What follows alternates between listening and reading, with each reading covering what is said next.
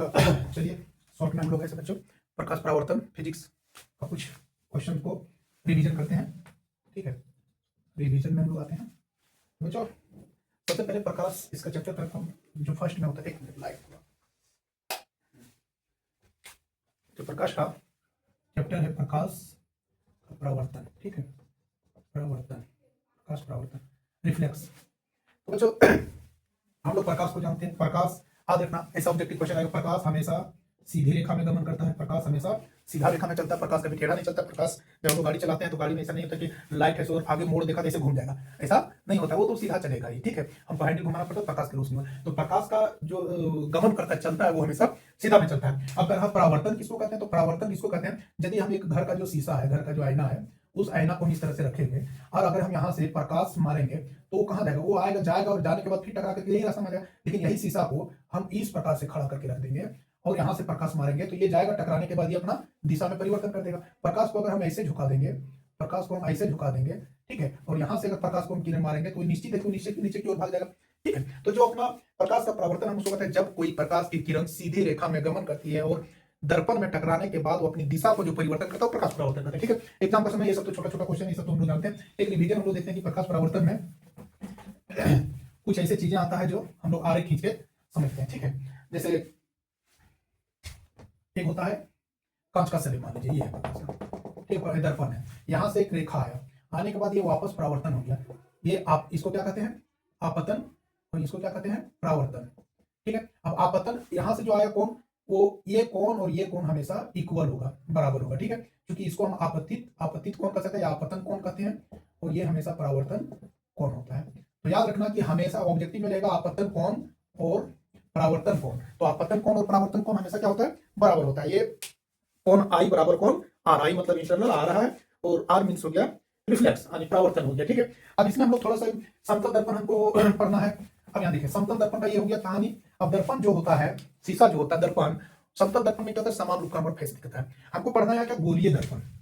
गोलीय दर्पण, तो गोलीय दर्पण आप लोग पढ़ चुके हैं पहले से, इसको भली भांति पहचानते हैं, तो हम थोड़ा सा ज्यादा देर नहीं करते हुए, क्योंकि ये सब छोटा छोटा चीज हम लोग पढ़े हैं। अवतल दर्पण होता है, गोलीय दर्पण क्या क्या होता है, अवतल दर्पण होता है, ठीक है, उत्तल दर्पण होता है, ये सब पढ़ा होगा। थोड़ा अगर कहीं किसी को किसी तरह से कंफ्यूजन लगेगा तो थोड़ा देख लेंगे। हाँ, अवतल दर्पण का क्या होता है, एक गोलीय दर्पण है, गोल है, इसको बीच में काट दिए तो एक बन गया मेरा उत्तल दर्पण जिसको अंदर से पेंट किया जाता है, एक बन गया अवतल दर्पण जिसे बाहर से पेंट किया जाता है। ये अवतल दर्पण उत्तल दर्पण होता है। अब इसमें हम लोग दर्पण में थोड़ा सा जानेंगे कि हम क्वेश्चन इस टाइप का रहेगा, सीधा सीधी ऑब्जेक्टिव थोड़ा सा देख लेना, गेस पेपर वगैरह में वो सब में ही कंप्लीट हो जाएगा। हम लोग आरेख खींचने के लिए बहुत बच्चा फंस जा रहा है। ठीक है, कि आरेख हम कैसे खींचें, तो बच्चों ध्यान देंगे कि आरेख हम लोग कैसे खींचेंगे। ठीक है,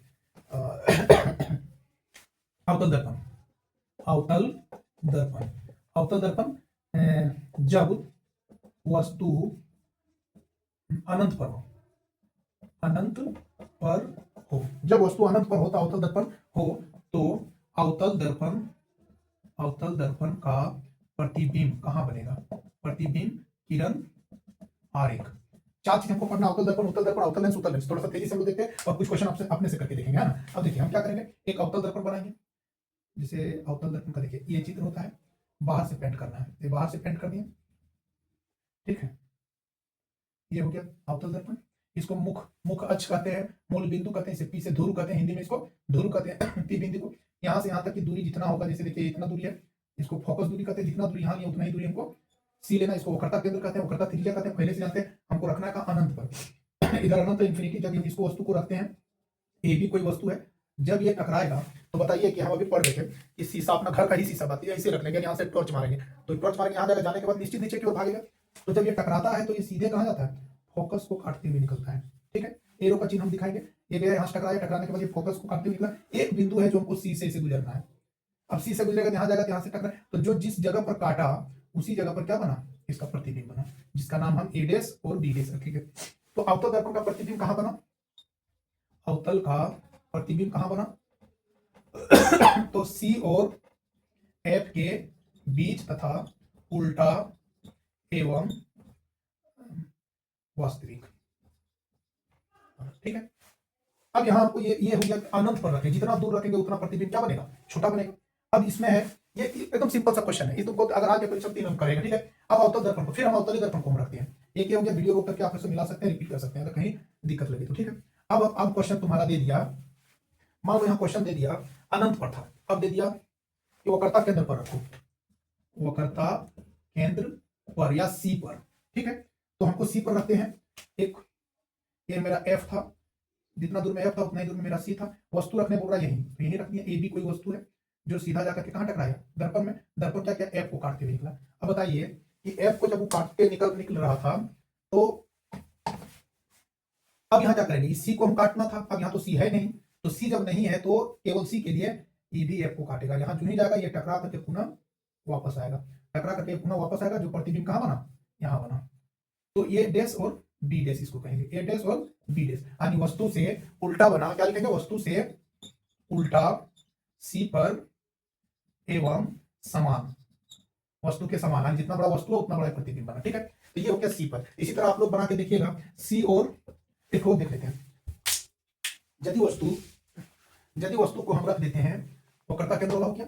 अगर वस्तु को हम रख देते हैं सी और एफ के बीच में, सी और एफ पर के बीच में, के बीच, सी और एफ के बीच हो, तो सी और एफ के बीच में जब हो तब हम क्या करेंगे, सी और एफ के बीच में जब रहेगा तो हमको सी और एफ के बीच में बनाना है। तो एक रेखा जो था मिला दिया, ये पी था, यहाँ एफ था, यहाँ सी था। सी और एफ के बीच में रखे कोई वस्तु ए और बी, ये गया यहाँ टकराया, टकराने के बाद एफ को काटते हुए निकला, ठीक है, एफ को काटा।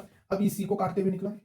बताइए सी को जब हम एस पे लेके मिलाएंगे यहाँ बनता है, तो प्रतिबिंब कहाँ बना, वस्तु के पीछे बना, उल्टा बना, बहुत बड़ा बना, वस्तु से बहुत बड़ा बना। तो इस तरह से हम लोग निकाल सकते हैं। एफ पर हो तो आप लोग प्रैक्टिस कीजिएगा, एफ पर हो, एफ और पी के बीच हो, ये ट्राई करेगा, ठीक है। ये था अवतल दर्पण का। अब इसी में हम लोग थोड़ा सा उत्तल दर्पण का देखते हैं, बस सेम चीज को जल्दी से हम लोग देखते हैं कि उत्तल दर्पण में जब वस्तु हो, ठीक है, जब वस्तु, अवतल दर्पण को हम लोग उत्तल दर्पण बनाते हैं।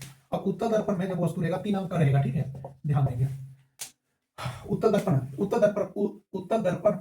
उत्तल दर्पण हम बोले थे ऐसे बनेगा, ठीक है, ये उत्तल दर्पण है। अब उत्तल दर्पण अंदर से पेंट होगा, इसको बाहर से पेंट मत कर दीजिए, अंदर से पेंट किए। अब इसका रेखा है, इसको खींचेंगे, इधर यहाँ पी हो गया, समान जहां दूरी पर एफ था उतना ही दूरी पर सी लेना है, इधर भी उतना ही दूरी में एफ लेना है, इधर भी सी लेना है।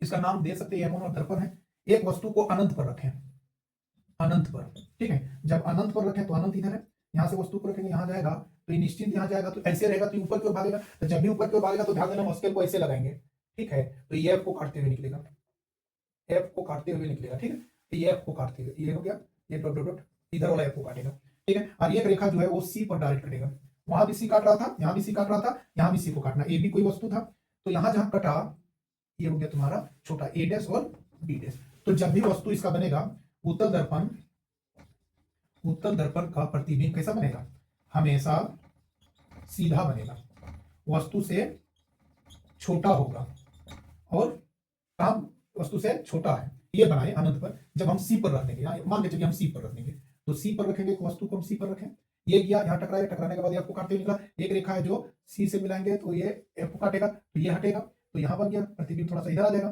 थोड़ा सा इससे बड़ा बना, जितना नजदीक जाएंगे उतना बड़ा होते जाएगा। तो इस ये हो गया तुम्हारा उत्तल दर्पण का। ध्यान देंगे उत्तल दर्पण का यहाँ एफ काटता है, यहाँ सी काटता है। अवतल दर्पण में यहाँ एफ काटता था और यहाँ सी काटता था, बस इतना अंतर है। इसका अपोजिट वो ऐसे रहता था, ऐसे झुका रहता है, ये ऐसे झुका हुआ है। ये अवतल दर्पण का है, ठीक है। तो दर्पण का एक चैप्टर था, दर्पण का प्रतिबिंब बनना सीखे थे, ठीक है। और इसमें ट्राई आप लोग कीजिए, जब वस्तु एफ पर हो, एफ पर हो, जब वस्तु सी और एफ के बीच हो, ठीक है। तो ये दर्पण का था। अब यहाँ थोड़ा सा उपयोग जानते हैं इन लोग का। उपयोग कहाँ होता है, अवतल दर्पण का उपयोग अधिक होता है।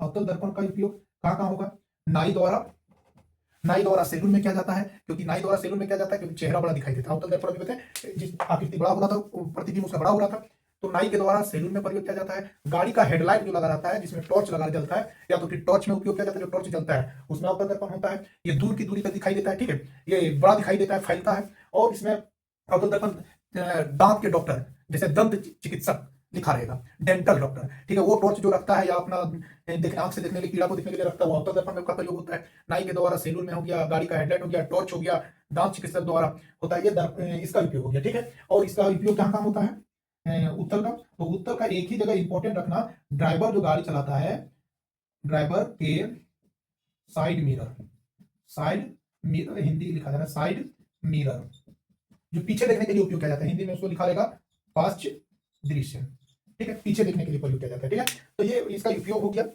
ठीक, अब इसमें हम लोग थोड़ा इसका सूत्र क्या होता है, बहुत लंबा चैप्टर है, एक क्लास में नहीं, लेकिन हम ऊपर ऊपर से चल रहे हैं कि ऊपर ऊपर से हम लोग इसको थोड़ा रिवीजन कर रहे हैं, क्लास नहीं चल रही है। ठीक है, रिवीजन। दर्पण का सूत्र होता है, सूत्र क्या होता है दर्पण का, 1/f बराबर 1/v प्लस 1/u। ये दर्पण सूत्र है। f क्या होता है, फोकस दूरी होता है, और v क्या होता है, प्रतिबिंब की दूरी। प्रतिबिंब मतलब छाया, प्रतिबिंब का मतलब छाया, और u मतलब हो गया वस्तु, जिसको हम बिंब भी कहते हैं। बिंब और वस्तु एक ही चीज होता है। तो ये सूत्र के द्वारा हम लोग बनाते हैं। जैसे दिया रहेगा क्वेश्चन कि किसी वस्तु की फोकस दूरी, किसी वस्तु की, अगर क्वेश्चन मान लो छोड़ किताब से अपने से, किसी वस्तु की फोकस दूरी 15 सेंटीमीटर है तथा प्रतिबिंब की दूरी 10 सेंटीमीटर है, तो वस्तु की दूरी क्या होगी, वस्तु की दूरी क्या होगी। थोड़ा सा सॉल्यूशन देखो। फोकस दूरी है, अवतल दर्पण का फोकस दूरी,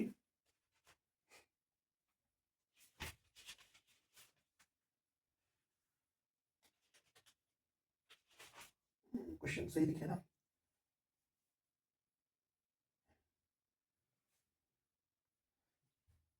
प्रतिबिंब की दूरी 10 सेंटीमीटर, प्रतिबिंब की दूरी, चलो देखते हैं हाँ क्या निकलता है।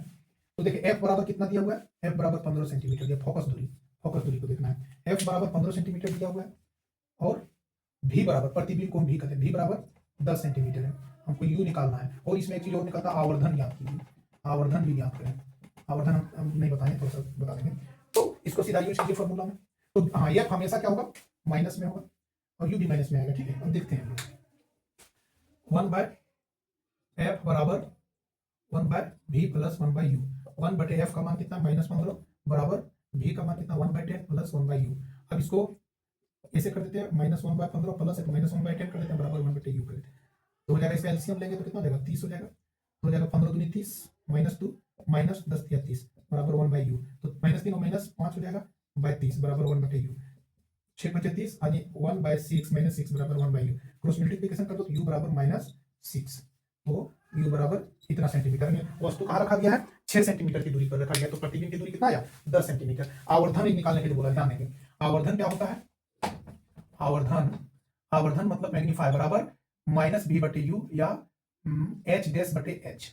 अगर ऊंचाई दिया, h' किसका है, जैसे एक वस्तु है, हम लोग अभी पढ़ रहे थे वस्तु, इसका अगर वस्तु की ऊंचाई दिया रहेगा तो h होता है, ये है वस्तु की ऊंचाई, ध्यान देना, वस्तु की ऊंचाई पढ़ा हुआ, ठीक है, और ये है प्रतिबिंब की ऊंचाई। तो हमको ये दोनों दिया ही नहीं, और आवर्धन ज्ञात करने बोल दिया है, तो ये तो दिया है, तो इसको -v का मान कितना है, 10 है, और u का मान 10 -10 हो जाएगा, और v का मान क्या हो जाएगा, u का मान -6 हो जाएगा। काट देंगे कितना, 10/6 हो गया। अब इसको हम काट दिए तो भागा कर दिए 3 5, अब भागा कर दो 5/3 कर, कितना आ जाएगा, 3 बचेगा 2, 20 हो जाएगा, 3 6 6 6 आते रहेगा 1.67 सेंटीमीटर। ठीक है, तो ये इस तरह से हम दर्पण का सूत्र में प्रयोग करके हल करेंगे। ठीक है, तो इसको याद रखेंगे। हाँ, वीडियो को रोक करके और आप लोग ऐसा नोट करने का कुछ जरूरत पड़े तो कर सकते हैं। इसमें बहुत सारा ऑब्जेक्टिव क्वेश्चन हम बोल चुके हैं, थोड़ा ध्यान से सुने, बहुत सारे ऑब्जेक्टिव क्वेश्चन हम बोले हैं इसमें। ठीक है, अब इसमें थोड़ा सा वीडियो लंबा होता है तो लोग देखते नहीं है, और सब्सक्राइब कर लें, और अपने आसपास अगर दोस्त है तो उसके पास शेयर कर दें। ठीक है, कोऑपरेट करें। हाँ, अब हम लोग थोड़ा सा लेंस का पढ़ते हैं। ठीक है, चलते चलते हम लोग थोड़ा देखते हैं लेंस में भी तुम लोग पढ़ चुके हो, सिर्फ हम ऐसा बता देते हैं। एक होता है अवतल लेंस, एक होता है अवतल लेंस, और एक होता है उत्तल लेंस। अवतल लेंस और उत्तल लेंस। अब अवतल लेंस किसको कहते हैं, तो अवतल लेंस की आकृति क्या होता है, ये देखो, इसको हम अवतल लेंस कहते हैं। ठीक है, इसको हम कहते हैं उत्तल लेंस।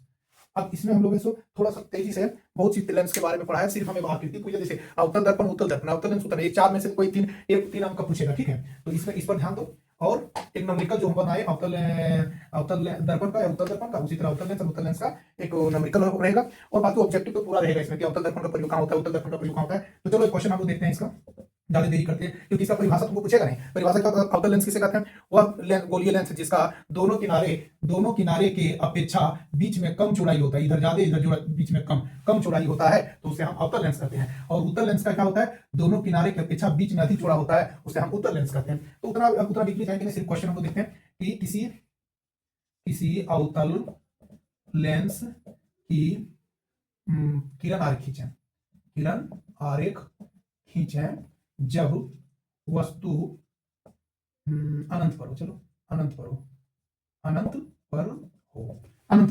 चलो अनंत से हम स्टार्ट किए। ठीक है, एक अवतल लेंस छापेंगे, अभी बताएं कि अवतल लेंस ऐसे होता है, ये है अवतल लेंस, इसमें भी वही चीज होगा, ठीक है। एक दो चीज देने मतलब जरूरत पर आगे बढ़ा सकते हैं। इसका पी बिंदु यहाँ होगा मूल बिंदु, यहाँ से मेन दूरी जितना होगा उतना एफ ले लीजिए, जितना दूरी नहीं उतना ही दूरी सी ले लेना है, उतना ही दूरी इधर भी एफ ले लेना है, इधर भी सी ले लेना है। ये एम और एन एक अवतल लेंस है। अब इसमें हम लोग इसको अब इसमें याद करेंगे, हमको कहाँ रखना है, अनंत पर रखना है, अनंत पर रखना है। जब वस्तु को हम अनंत पर रखें, ठीक है, ए बी कोई वस्तु है, ध्यान देंगे, अनंत पर रखें, ये सीधा रेखा में गमन करते हुए गया यहाँ। अब यहाँ जाने के बाद ये क्या करेगा, यहाँ जाने के बाद देखो ऐसे है, ये इसको देखो, ये ऊपर की ओर भागेगा, ये ऊपर की ओर भागेगा और ये सीधा कहाँ आएगा, एफ को काटते हुए निकलेगा, जैसे होता है उसी तरह से हम अवतल दर्पण काटते हुए। लेकिन यहाँ सिर्फ ये याद रखेंगे कि इसमें वो चीज नहीं होगा कि यहाँ से सी को काट देंगे, यहाँ किसको काटना है, पी को काटना है, पी का बिंदु काट के निकालनी है। अब ध्यान दो क्या किए, वस्तु को रखें, लेंस में टकराया, अवतल लेंस में टकराने के बाद एफ को काटा, एक बिंदु जो है जो पी को काटते हुए निकला तो कहाँ काटा, यहाँ काटा, तो इसका प्रतिबिंब कहाँ बना, लेंस के करीब बना, लेंस के नजदीक बना, जिसका ए डैश और बी डैश नाम हो गया। तो इसका वस्तु से क्या होगा, वस्तु से छोटा तथा सीधा बना, और एफ और पी के बीच, एफ और पी के बीच बना। समझ में आया? ये एकदम सिंपल सी क्वेश्चन है। वस्तु को यहाँ रखें, गया लेंस में एफ को काटा, एक रेखा जो पी को काटा, उसमें दर्पण में क्या होता था, यही सी को काटता था, ठीक है।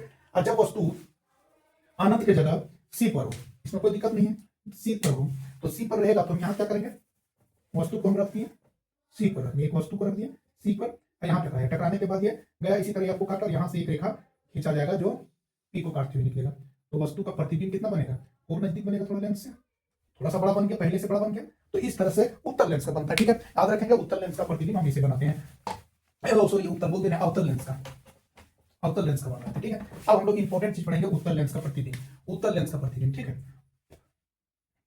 उत्तल लेंस का जब वस्तु सी पर, चलो सी पर ही हम लोग देखते हैं, जब वस्तु सी पर हो, एक उत्तल लेंस छापिए, ये उत्तल लेंस है, ठीक है, ये उत्तल लेंस है, यहाँ पी होता है, सेम दूरी पर F1 लेंगे, F2 लेंगे, C1 लेंगे, इधर लेंगे सेम दूरी पर F2 लेंगे और C2 लेंगे, सेम दूरी पर लेना है, नहीं तो फिगर भाग जाएगा, थोड़ा सा ही कम हो गया, चलिए चलेगा। हम कहाँ रख रहे हैं, C पर, चलिए एक वस्तु रखें C पर, और जो ही C पर रखें हम, तो ये टकराया, टकराने के बाद बताइए ये है सो किधर भागेगा, तो ये F2 को काटते हुए निकल दिया, वहाँ F1 को काटते हुए निकला था, ठीक है, यहाँ F2 को काटते हुए निकला, एक रेखा रहेगा जो P को काटते हुए निकलेगा, P को काटते हुए निकला। प्रतिबिंब कहाँ बना, यहाँ बना, सी पर रखे तो सी पर ही बना प्रतिबिंब, सी जैसे ए डैश और बी डैश बोलते हैं। लेकिन कैसा बना, उल्टा बना, कैसा बना, इसमें बना उल्टा।